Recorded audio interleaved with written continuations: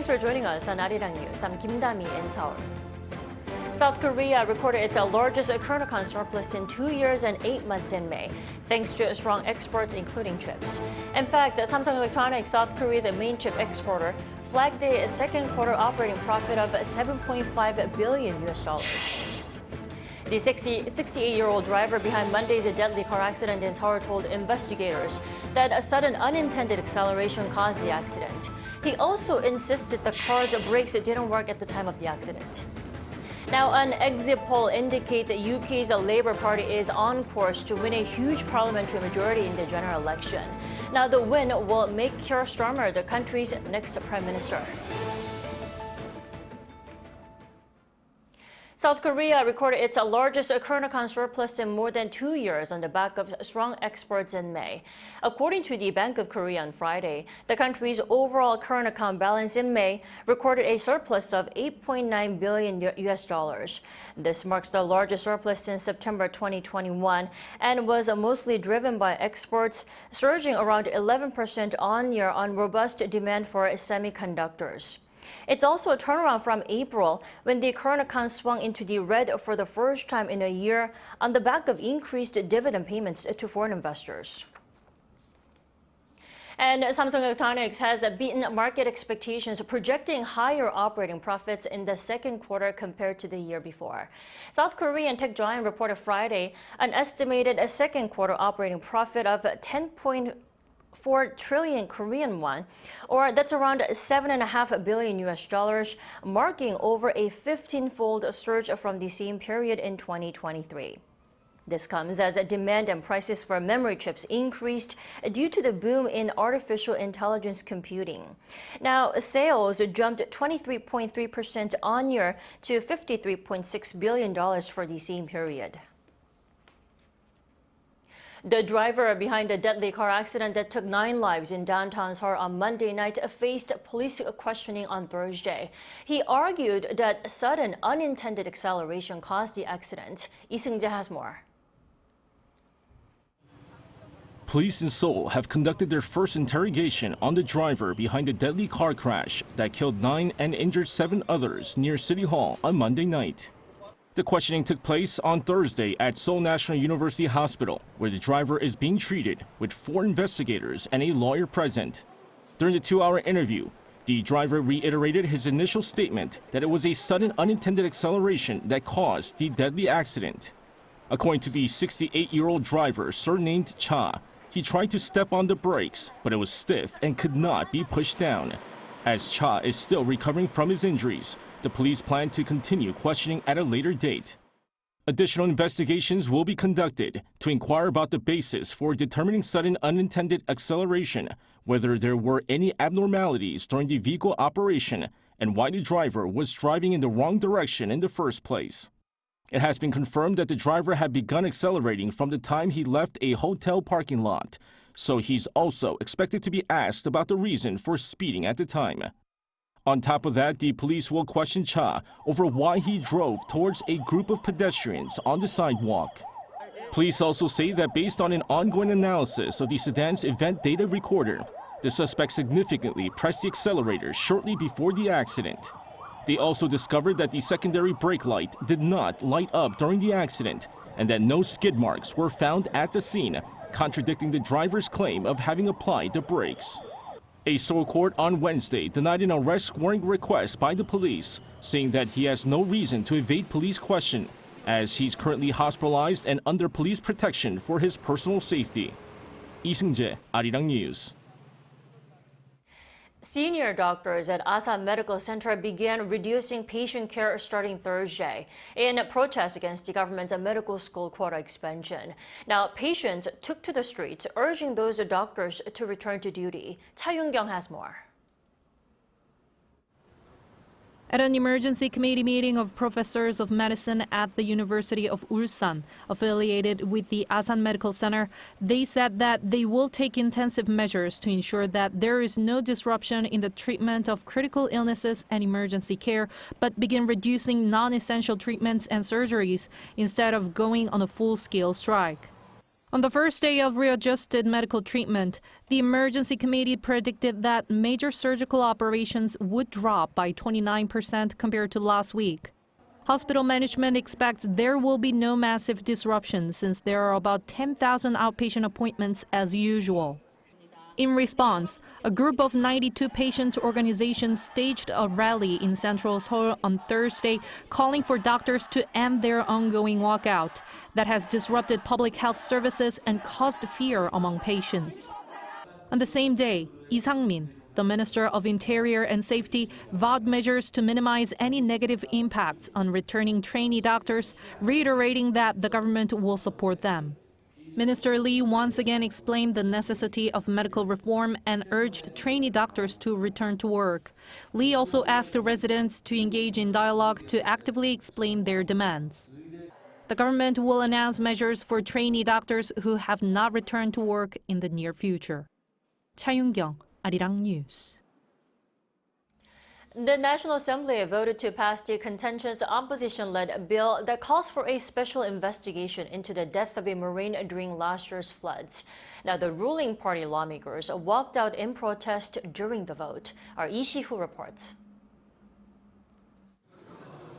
On Thursday, the National Assembly voted to approve the opposition-led bill calling for a special prosecution probe into the death of a Marine during last year's flood rescue operations and alleged government interference with a preliminary investigation into the case.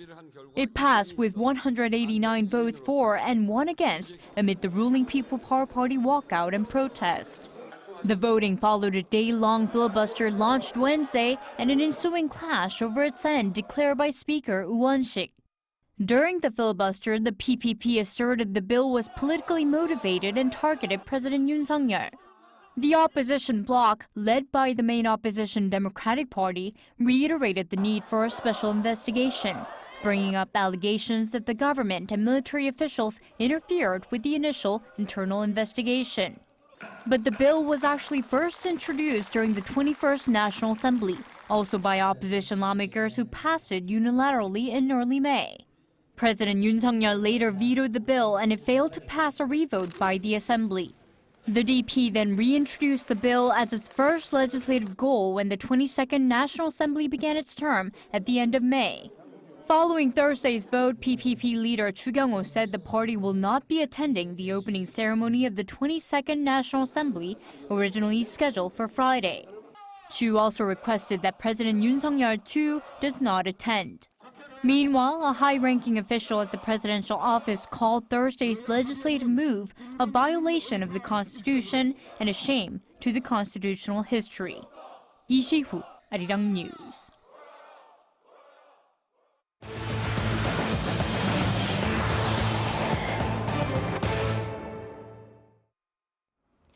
Vote counting is continuing late into the night over in the UK following Thursday's general election, with the Labour Party well on the way to matching exit poll predictions of a landslide victory. Now, a Labour win would end 14 years of Conservative rule and make Keir Starmer the new Prime Minister. Our Song Yoo-jin has more. The counting of votes in the UK general election is underway, with the Labour Party set for a landslide victory. BBC, ITV and Sky News announced joint exit poll results at 10 p.m. local time on Thursday after voting ended. According to the exit poll, Labour is projected to win 410 out of 650 seats in the House of Commons, which will make party leader Keir Starmer the next Prime Minister. As of 11:30 a.m. Korea time, Labour secured 123 seats. Incumbent Prime Minister Rishi Sunak's ruling Conservative Party is forecast to end 14 years of rule, picking up just 131 seats, marking the party's worst electoral performance in its 190-year history. The Tories had picked up 20 seats as of 11:30 a.m. Korea time. Right-wing Reform UK is expected to capture 13 seats, entering Parliament for the first time. The party leader Nigel Farage took a seat in the East England constituency of Clacton after 7 previous failed attempts at becoming an MP. The centrist Liberal Democrats are predicted to come third with 61 seats, while the Scottish National Party, which was third in the 2019 election, is expected to lose 10 seats, its worst showing since 2010. Voters from across 650 constituencies in England, Wales, Scotland, and Northern Ireland headed to the ballots on Thursday after Prime Minister Rishi Sunak in May made a surprise move by calling for an early election. However, due to economic turmoil, inflation, worsening public health care, and increased immigration, a Labour victory was predicted even before the election began. Opinion polls consistently show Labour with a lead of around 20 percentage points over the Conservatives, with support in the 40% range. The Labour Party has focused on centrist policies and pledged to rebuild public welfare services and achieve economic growth. 송유진, Arirang News. Meanwhile, hope is rekindled for a breakthrough in talks to end the conflict between Israel and Hamas. Israel's prime minister will send his negotiation team to discuss a possible ceasefire. Our Choi Soo-hyung has the details. Israeli Prime Minister Benjamin Netanyahu has agreed to send a delegation to negotiate a new ceasefire and hostage deal with Hamas. The announcement comes a day after reports emerged that the Palestinian militant group has sent a new ceasefire proposal. David Barnea, the director of the Mossad, Israel's intelligence agency, will visit Qatar, the mediator country, as the head of the negotiating team. Hamas also stated that they have agreed to some of Israel's proposals positively. According to Reuters, ceasefire negotiations are set to start on Saturday. This raises hopes for a breakthrough. The Israeli Prime Minister's office said that Netanyahu had also discussed a new ceasefire and hostage release deal over the phone with U.S. President Joe Biden on Thursday. But during the talks, the Israeli leader also emphasized his firm stance that he would only end the war once all goals have been achieved. The White House stated that President Biden welcomed Israel's joining in negotiations with the U.S., Qatar, and Egypt, and reaffirmed its strong support for Israel. The U.S. government official also said in an online briefing that there is a pretty significant opening to reach a ceasefire agreement. Meanwhile, there has been an increase in fighting between Israel and Lebanese militant group Hezbollah. Hezbollah has targeted military bases in northern Israel with 200 rockets in total fired. The group says it is retaliation for an Israeli airstrike that killed a senior commander on Wednesday. An Israeli officer was killed by the strike, and Israel conducted airstrikes in southern Lebanon in response. Choi Soo-hyung, Arirang News. The Korea Baseball Organization League's attendance for the 2024 season surpassed 6 million fans before the All-Star break on Thursday, and younger fans appear to have played a role in the great popularity. Our An Sung-jin tells us more. Screams and shouts echo around the stadium. Any South Korean ballpark will make you want to get up on your feet to join the cheering crowd. Baseball has been known as having a relatively older fan base, with the average fan being in their 50s. But over the past few years, a particular trend stands out. It's the increasing number of younger fans and female fans that come to watch the game. I think I come here to enjoy the delicious food and cheer with other people. The cheering culture is well developed, so you get to have fun with your friends. I think people are interested because the cheering culture is so well developed. I would agree on the cheering culture, but also new TV shows on baseball are trending these days, so I think that also boosts the popularity. The KBO Korean Baseball League looks set to see a record-high 10 million stadium goers by the end of the season. And according to a major ticket office for the league, 4 out of 10 audience members are in their 20s, which is nearly double what it was in 2019. And more than half of the audience is female.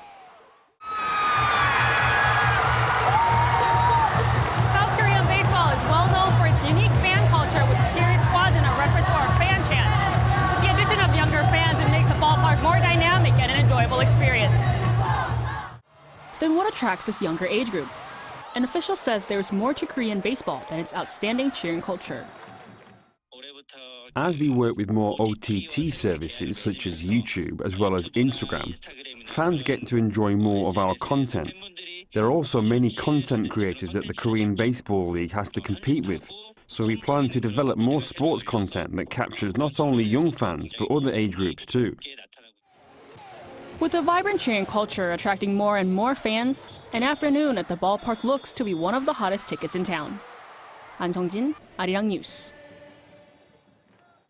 Koreans living overseas will have easier access to online services thanks to a new identity verification system. The mobile overseas Korean identity verification card is being piloted in selected areas and will be expanded to all overseas embassies. Our Shin Ha-young reports. In South Korea, accessing online services such as printing certain documents or accessing online banking often requires verifying your identity, which involves entering a verification code sent via text message. This code confirms your identity based on the name and personal information that's registered with your domestic telecom provider. But sometimes it's not that easy. People living abroad have had trouble with the identity verification process when using South Korean online services because they don't have a South Korean mobile number. To address this issue, in collaboration with the Presidential Committee on the Digital Platform Government and the Overseas Koreans Agency, the Ministry of the Interior and Safety on Wednesday launched what's called the Mobile Overseas Korean Identity Verification Card Service. The government will build a digital platform to make it easier for everyone to use administrative services. We will work to ensure that the advancements in digital technology are not a barrier for anyone. Overseas Koreans have welcomed the new service as it now gives them to access domestic online administrative services. However, with concerns over limited service availability, the government has pledged to expand the usage. After setting up a stable system and amending related laws, we'll make the mobile ID cards available for domestic mobile banking services. We'll also enable its use for identity verification instead of using passports at diplomatic offices. Having to visit diplomatic offices for the initial issuance of the mobile ID cards was seen as an inconvenience. In the United States, not all states have those offices, so residents may need to travel to another state, which can be inconvenient. Right, so we're looking into ways to streamline this process. We're also working on enabling overseas residents to obtain online certificates to give them access to South Korean online services using their e-passports. Starting Wednesday, the service is being piloted at 7 locations, including the Korean embassies in China, Vietnam, Indonesia, and the Consulate General in Los Angeles. The service will be available at all diplomatic offices abroad by the end of this year. Shin Ha-young, Arirang News.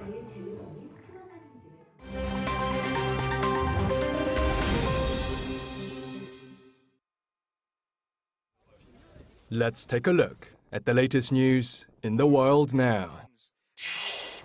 French government spokesperson Prisca Thévenot, who is a candidate in the country's snap parliamentary election, was attacked while campaigning in Paris, as a growing number of candidates and activists are being targeted in the run-up to Sunday's final round of elections.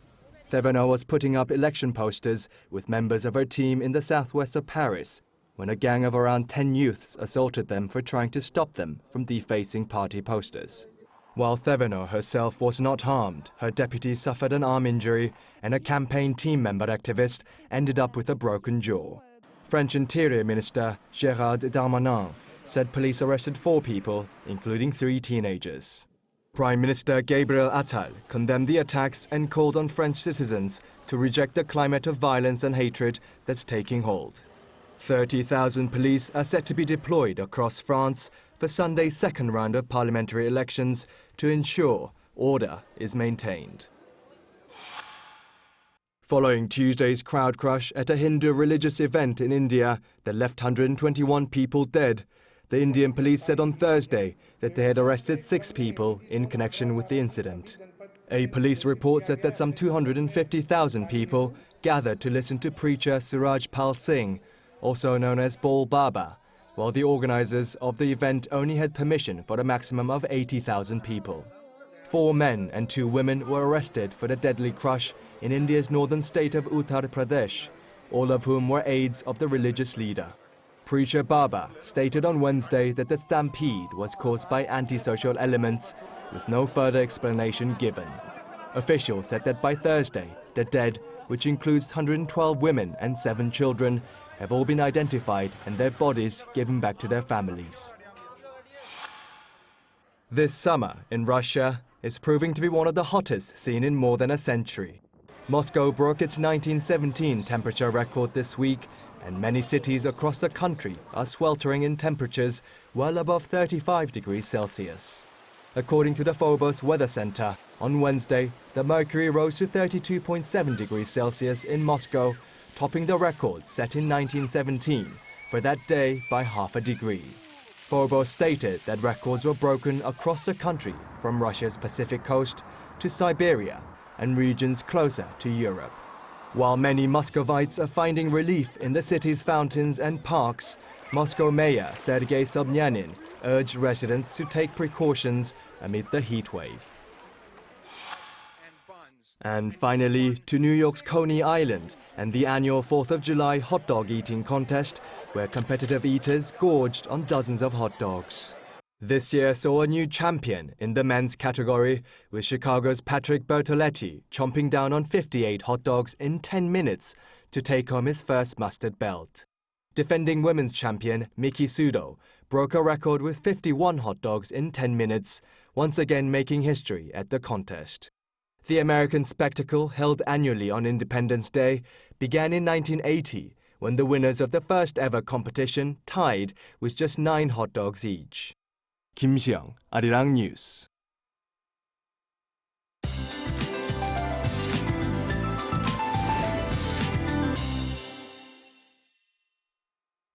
Good afternoon.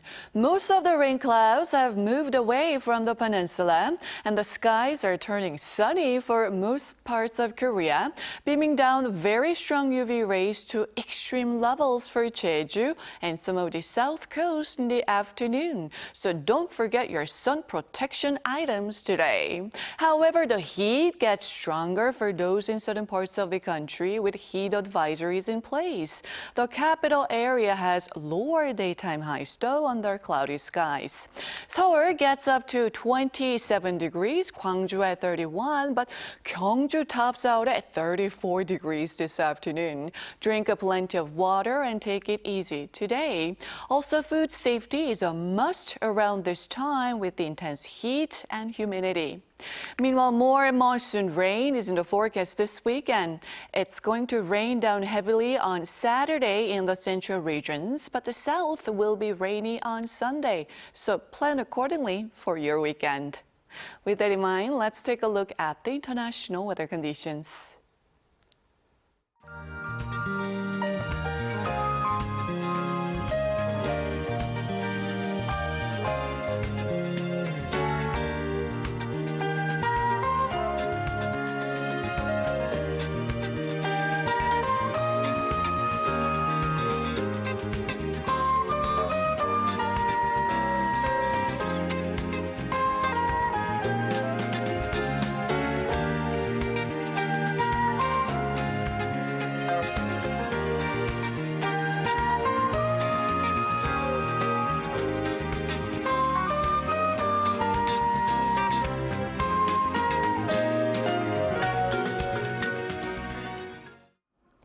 That's all we have at this hour. Arirang News will be back at 2 p.m. Korea time. Thanks for watching.